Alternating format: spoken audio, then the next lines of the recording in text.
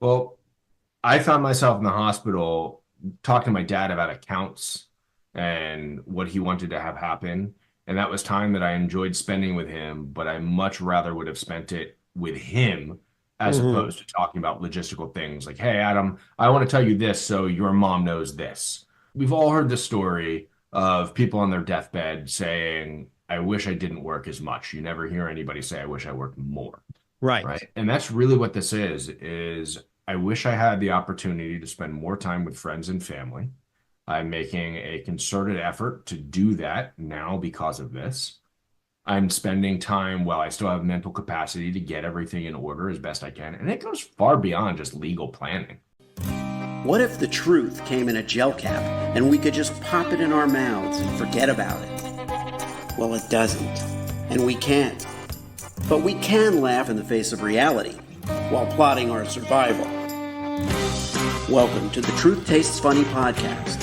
I am your host, Hersh and Adam. And if my guests can handle the truth, so can you. Open wide, folks. Here it comes.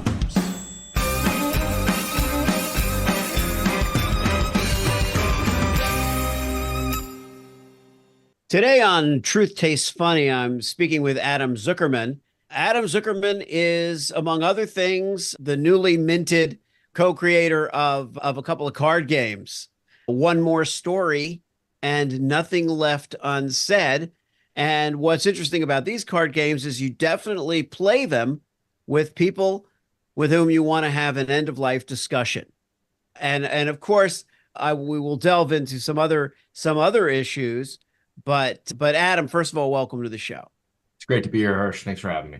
It's my pleasure. Adam, you're also the founder of something called Buried in Work, which is what caught my attention initially, and that provides resources and services to simplify estate planning and organization and the kind of end of life tasks that we do have to speak with our dear departing ones about if we're fortunate enough to have that opportunity. State transitions, stuff like that. I mean, you're an attorney, you're an MBA, an Eisenhower fellow with a very diverse background, clearly.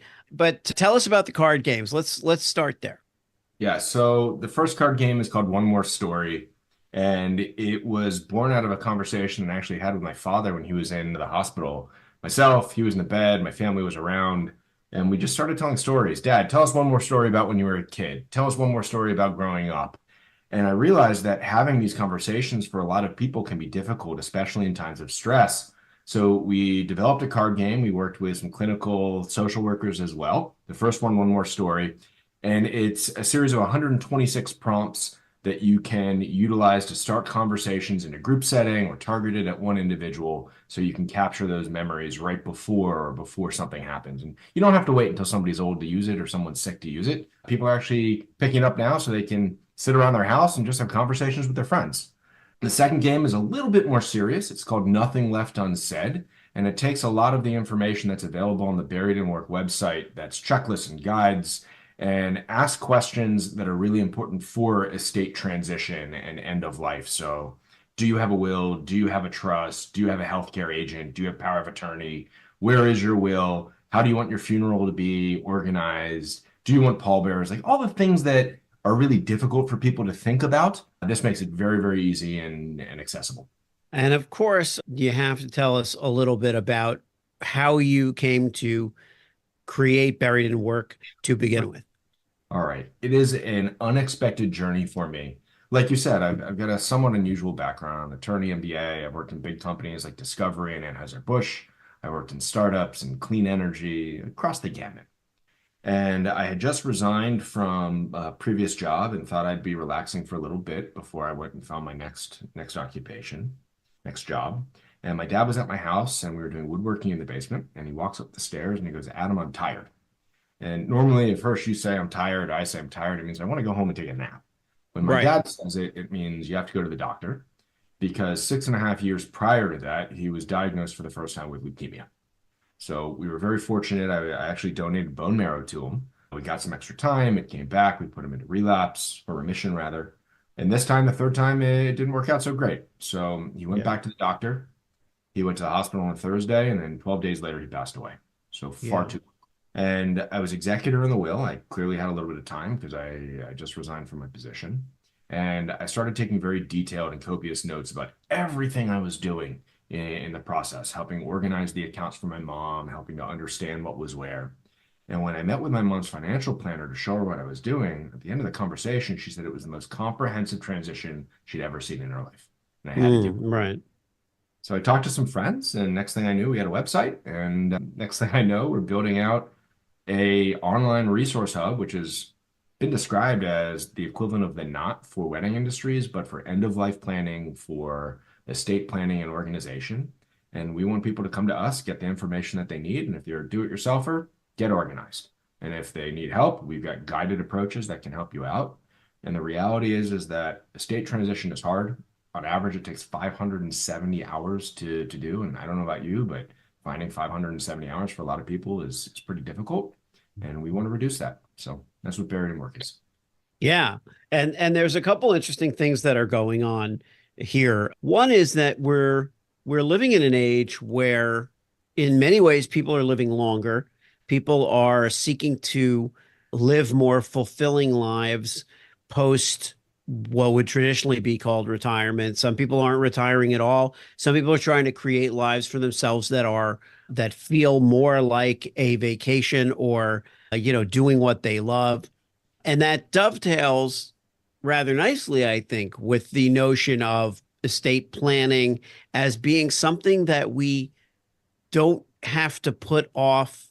It's interesting. My dad did trust and estates his whole career, and yet he never had a will. He never created a will. He discussed stuff with us, what he wanted, did he want to have a DNR, under certain circumstances, but didn't put any of it in writing. And it's an interesting kind of paradox, Yeah. but I think to an extent it wasn't a conversation that he wanted to have with us in a way. And he expected to live a lot longer than he did because he passed away at 68 from complications of diabetes. But I don't think I'm pretty certain that he didn't expect any of that to happen.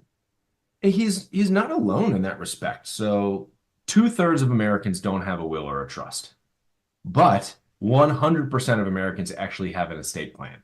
And what I mean by that is kind of strange. If you don't have a will, if you don't have a trust, and you pass away, your estate gets processed through intestate, which means that the state has a plan for you, whether you like it or not.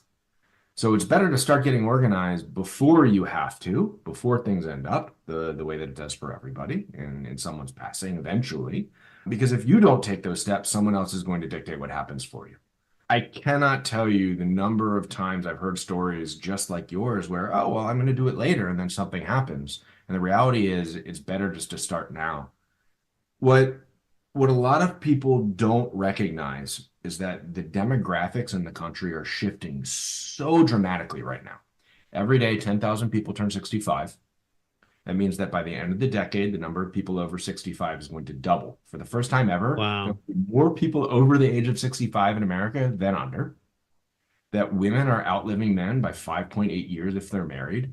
And if you look at traditional family values where a man is the head of the household, and this is not everywhere when it comes to finances, but traditional family values in boomer generation, there's a lot of people that are going to be in a challenging situation in a time of stress and mourning trying to figure out all of their accounts. That's not the time to figure this stuff out. And if you take the time now to get your stuff in order before there's problems, you're saving your family time, effort, money, and it just makes the whole process easier. And that is from what accounts do I have to what do I want to have happen end of life and what do I want to have happen to the estate. There's a lot to it. One of the other things is that, and I had one thought that I wanted to add to the roles that people play. Have you heard about this trad wives movement? Yes. Yeah.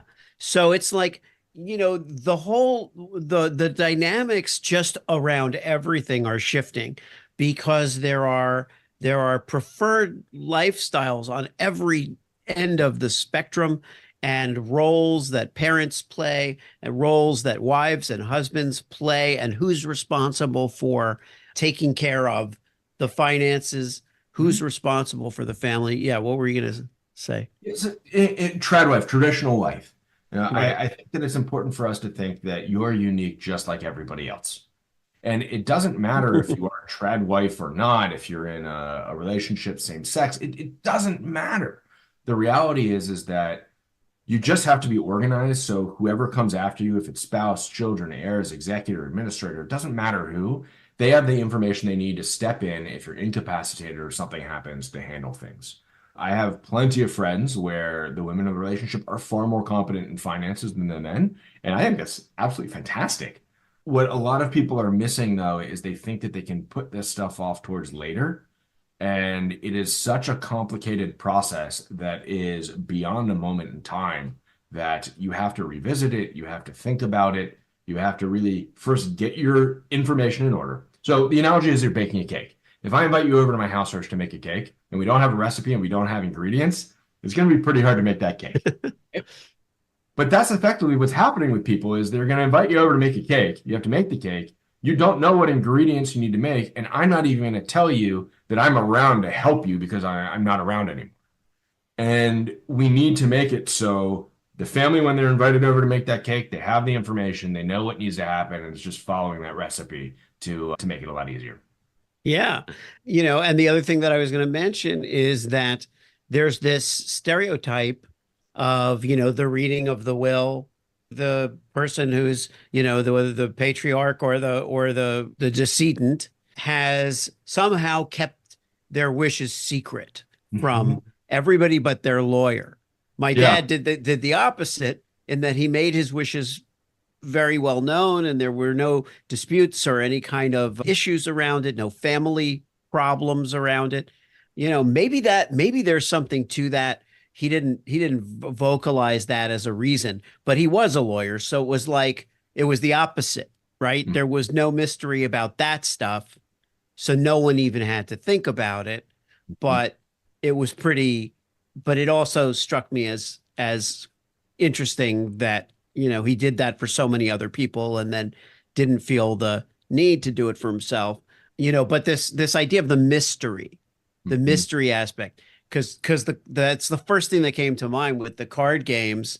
And like you say, not just the one more story, which I think is awesome and just, what so many people yearn for. And why not play it with everybody? Why not demystify that? But what do you think that's about, the mystery surrounding the reading of the will? Yeah, I think it is an acceptance of the inevitability of life, and that's really hard for a lot of people to get their heads wrapped around. It talks about assets and what do you want to have happen to your things, which is a very personal thing. And I can't tell you how many times we have stories coming to us of people that end up fighting over assets, fighting over, oh no, you meant to have this, I want that. It's a very difficult concept for a lot of people to get around. For your dad specifically, and I've never met him before, but this is something that a lot of attorneys do and a lot of doctors do. So you see doctors on their break smoking cigarettes. People should know not to. Estate attorneys, maybe they don't get to their will. It's just like if you live in Washington, D.C., maybe you don't go to the museums as much. Right. But you can always go tomorrow. Well, it'll be easy for me to knock out, another time. They're right around the corner. So maybe that's one of the reasons. For the mysticism of the will, it could just be an avoidance of conflict. So we tell people, if you're comfortable, share with them what's in it. So if you have a minor, for example, and you need a guardian designated or a dependent that you need a guardian designated in your will, it's a pretty good idea to go and talk to that person and say, would you like to be this person's guardian? Are you comfortable with that? Because the last thing you want is for them to be surprised, then to say no, because you can decline that. And then the administrator has to find somebody else. So there's certain things you do want to talk to other people about. On the other hand, some things maybe you don't want people to know that you had $100 million that you've been saving in Bitcoin for X amount of years, and you're going to donate it to the cat sanctuary around the corner from you because people might get upset about that. Who knows? Should be a Yeah. surprise. It's funny because in films and, and even in our own minds, there's a certain, we always imagine or present like the person who's left this will as deriving some joy Yeah. from the fact that nobody knows this person's getting screwed and they don't know it. And they derive the joy in the present because they know they've recorded this message or left this will. And it's like, you're not getting anything. I'm sure there's some of that. It's in so much media. I mean, I just watched on Netflix The Gentleman, the Guy Ritchie show, and it literally opens first episode of the reading of the will in front of the family. And it's a big dramatic thing, which oftentimes, guess what? That's not actually how it plays out. You don't get everybody together in a room and you read through it. It's an attorney or whoever has the will going, oh, great, I'm the executor now, and this is all the stuff I have to do. And then you let everybody do everything on the back end.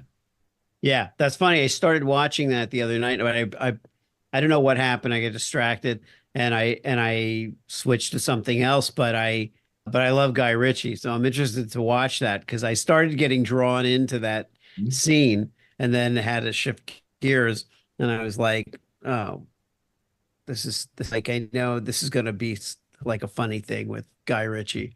Yeah. So now what are some of the things that you have been doing, things that maybe you wouldn't have done had you gone on? What are some challenges and gratification that of things that might have happened had this timing been different, situation been different? Well, I found myself in the hospital talking to my dad about accounts and what he wanted to have happen. And that was time that I enjoyed spending with him, but I much rather would have spent it with him as opposed to talking about logistical things like, hey, Adam, I want to tell you this so your mom knows this. We've all heard the story of people on their deathbed saying, I wish I didn't work as much. You never hear anybody say, I wish I worked more. Right. And that's really what this is I wish I had the opportunity to spend more time with friends and family. I'm making a concerted effort to do that now because of this. I'm spending time while I still have mental capacity to get everything in order as best I can. And it goes far beyond just legal planning. This is living wills, legacy messaging. You have to collect family history, pet information, citizenship, identifications, your digital legacy as well. What do you want to have happen to that? Do you have financial liabilities, financial assets? And then with all this information, you go and figure out, like, how does this plan? So am I going to search for unclaimed property, for example? And what I realize is that this process, when you go through it, you start reflecting on who you are today, how you got to where you are. And then if I were to live another 5 years, if I were to live another 20 years, if I were to live another 40 years, what can I do and accomplish? What do I want to do and accomplish? And where do I want to spend my time? Yeah. Personally, I don't really believe in legacy like a lot of people do. So I think that in 200 years and 500 years and 1,000 years, nobody's going to remember my name. I don't need them to. And if that's the case, then the legacy that you leave is just leaving the world in a better place and making it easier on other people. And that's really the takeaway from this is I'm hoping that Buried in Work is able to help a lot of other people in times of stress so they can spend more time doing the things and having the conversations that they want to have that is beneficial for them and the people around them. Yeah, that opens up a door to a real interesting subject for me, which is you mentioned digital legacy. And now in the age of AI, because I work in personal branding, so I'm usually working with if it's the legacy, a legacy can be that they want to have a continued impact, not just that their name, just that their name be known. But with AI, there's a lot less self-determination with our online legacy or our online presence. So I will often approach, a client that let's say is, a longtime chief executive officer, now kind of pivoting to something else, something more personal, but could be consulting, could be anything. But how they're perceived online and all the work that they've done is perceived online is of consequence to them. And it's becoming less self-determining Mhm. because search and AI are merging to create a legacy for someone. Oh, And it's almost like you mentioned with the 100% figured out your estate planning is done if you haven't done anything because it's yeah. going to be done by law. So Yeah. what have you come up with or thought about in terms of that? Yeah, there's a lot to unpack there, and that could be hours of conversation for us, but I'll try and break it down into three things. The first is that AI is literally changing everything. You're right, it dictates where we are, what we're doing now in ways that a lot of people don't realize. And some people, oh, I don't use AI. If you use Google Search, if you use Google Maps, guess what? You're using AI in your life. You don't realize Right. it. Auto predict on text, low hanging fruit. What's going to be really interesting is that if you have used platforms like Facebook or X, formerly Twitter, or LinkedIn, all the photos on your phone, your passwords, that's your digital legacy. Whereas before it used to be, what accounts does somebody have? You check the mail, and that's what accounts they had because they get statements. Now you've got to do an entire investigation of where is this information if I don't have it. But the third level of AI that could be really neat is from this conversation, I can already clone your voice. I can clone your likeness based on the video. If I have enough of your digital presence and enough data that I can upload, I can create a real life like avatar of you. So if you were to get hit by a bus tomorrow, it can listen through all of your past podcasts, understand your thoughts, and put things together. And I can still have a conversation using the future three versions down of Apple's, AR glasses, whatnot, with you. And that's really where we're going is this melding of what's real in reality, heads off display, to technology driven conversations, relationships. And maybe it is that we'll get to the point where you can actually upload our consciousness and it's a Right, whole right. Yeah. thing.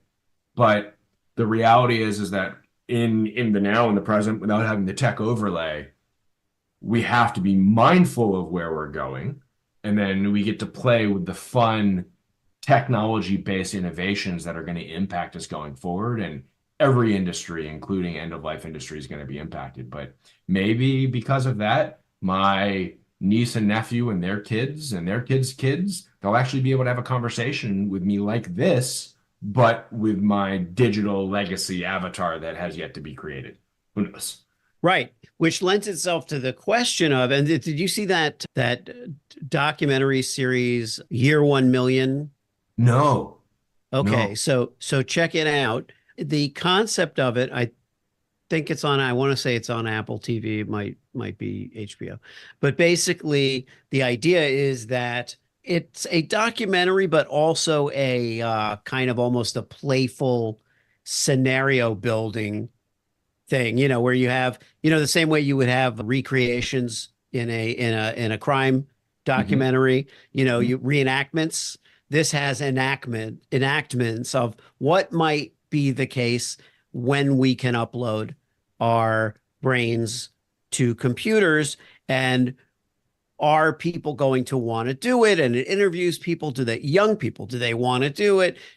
How would they live? Talks to people who are, in the E3, world and all that stuff. It's really, really cool. But anyway, so the question becomes, how far into the future is healthy to even care about at all?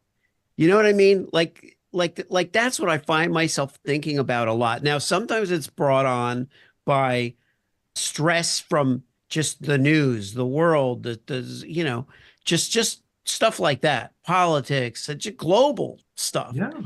And I'm like, I don't even honestly really want to think about that. Like that's Oh, like how you get older and you're like, well, you know what? That's your problem. Like Jerry Seinfeld gave the commencement speech at Duke last week, yeah. and he said, I'm 70 years old. I'm done. This is about you. And it's Yeah. like, yeah, it's kind of like once you reach a certain age and you don't even have to be 70, you're kind of like, I don't know that I even want to think about the world. I care how my family feels, Hmm. but I don't, so it's not like I don't care, in 120 years when I'm gone, don't care about anybody. But I mean, like, how far into the future do you think? Yeah, and that's a question of agency, of legacy, like we already spoke about. I think that the way that I approach it is you plan today for tomorrow while remaining adaptable for the future. And it is up to you to decide if you want to impact a lot of people or if you want to stay in your own bubble with just yourself, expand it to one or two people, friends, family, and how big you want to go. I think a lot of people are terrified and are apprehensive and are also optimistic, the entire spectrum of emotions about what the future holds. And the reality is that nobody knows other than to say that technology is going to be involved in some capacity. And Yeah. how that impacts us is going to happen very quickly. And we look at the rate of change. So there was a pre-Socratic philosopher. His name was Heraclitus. And he said that one of the things he said, he's among many things, was the only constant in life is change. And I may have Right. messed up the quote by a word or two, but the premise is the only constant in life is change. And that holds true today, just like it held true then. And what does that change actually bring to us? I try to be overly optimistic about the world, about people, but something that I've kind of landed on. A lot of people are like, oh, humanity is they're so screwed. We're in a bad place. The earth is screwed. We're in a bad place. And when you step back and you look at it objectively, the earth is totally fine. The earth doesn't care about climate change, real or not. I personally believe that it's real. I think that it's Yeah. man-made and accelerated. But the earth doesn't care about that. The earth doesn't care that dinosaurs aren't around anymore. It's humanity that's in a really bad spot. So whether or not we can fix things for us and keep things the same for other animals and whatnot, that's the question. But then it gets into an ethical dilemma of what is right, what is wrong, and what should we try and maintain and where should we try and go. But Earth, it's totally fine. Yeah. Well, the notion of Mother Earth, right? When we think about that, and it's a beautiful concept, Mhm. all of that. But why would we come up with that? Well, we come up with that because it makes us feel safe, not because we're giving the Earth the attention that it craves, Mhm. you know, that it craves. It's for us. So yeah, the end results, the terrible outcomes are things we bring upon ourselves by mistreating the earth. It's not the earth's feelings that we're hurting, So that's kind of another way I think that, and the big picture stuff reminds me of that George Carlin bit. There was a George Carlin bit about later in his life about the when he was in his kind of crotchety old man phase. And he was talking about how the earth is fine. The Yeah, earth there you doesn't go. care. The earth has withstood humans for all this time. It does, we're the transient part, and the earth will endure. It was something like that, but it was kind of funny. Hey, we're recycled stardust, and some people call us meat popsicles. So, there's that. Yeah. Now, I like to give my guests the last word, but first of all, before you do that, tell us where people can find you, and also, we got the board games coming out, how they can get the board games, and then maybe just a final but not so final thought of on the topics we've been discussing. Yeah, happy to. So come find us at buriedinwork.com. It's kind of punny, but it makes sense when you think about it. We've got a lot of resources on the website from directories to find service providers, free checklists, guides, directories to help you search for unclaimed property, state-specific information. There's a lot there. Come check it out. That includes the two games that we talked about. In terms of last word, just start somewhere. Anybody that tells you that you can make a estate plan for yourself very, very quickly and easily, they're probably trying to sell you something. This takes thoughtfulness, it takes insight. It doesn't happen overnight, but as long as you start, you can put yourself in a very easy position for success. So come to the website, check out our checklist, get the estate preparation package if you want, download some of the resources. You'll find out that it'll be much better for you, your family, your heirs, and your loved ones. Thanks so much for tuning into Truth Tastes Funny. If you enjoyed the experience, please leave a 5-star review and share this podcast with your friends.